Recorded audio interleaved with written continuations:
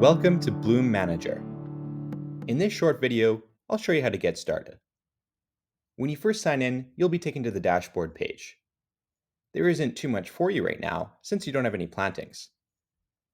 Let's go ahead and add a planting. To do so, we'll go to the left sidebar and we'll click the name of our plan. This is our plan page. This is the main page for viewing our tasks and managing our plantings. You can see there's a number of tabs here, including Visual Planner, Calendar, List, and By Planting. We'll go through those each once we've created a planting. In the Visual Planner tab, let's go ahead and create a growing space. A growing space is just what it sounds like, a space for growing.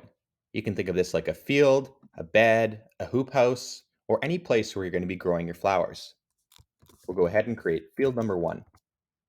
Make it 10 feet wide, 20 feet long. As you can see, we have a growing space now. To add a planting, simply click and drag. Then we click on the selection and we select from our plants. We'll grow sunflowers here. We'll click Add, and you can see we have a few options. The plant spacing, along with the size of our selection, have been used to calculate a quantity for us. We can adjust this directly, or we can adjust the plant spacing, and it will be calculated for us. Go ahead and click Save Changes. Confirm, and there you go.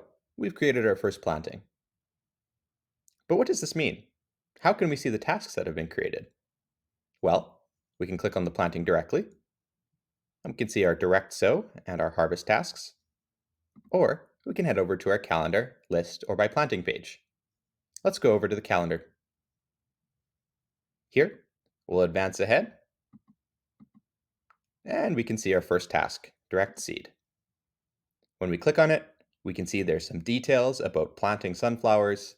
We can see a planting depth, and we can see our next task, which, in the case of easy to grow sunflowers, is simply to harvest in 74 days. When we've completed this, we can hit Mark as complete, and it'll be marked as complete.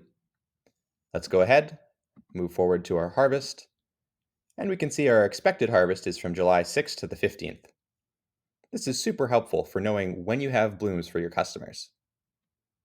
We'll head over to List, and we can see our tasks are all sorted here. And if we were a little bit closer in time, we would see them being overdue, due today, or due this week. Finally, we have a By Planting page where you can view all your plantings, you can search, and then you can view and edit them once again. You can also add custom tasks if you wish. And there you go. That's how you add your very first planting to Bloom Manager. Make sure to check out our other videos to learn more about Bloom Manager and how to make the most of this amazing platform.